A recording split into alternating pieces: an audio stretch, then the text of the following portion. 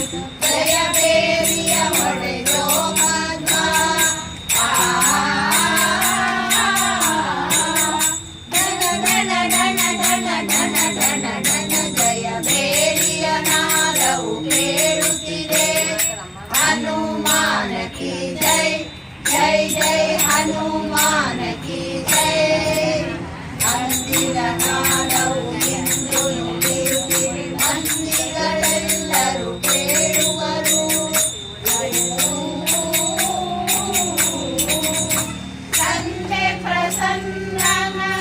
ಮಂದಿರದಲ್ಲಿ ಇದು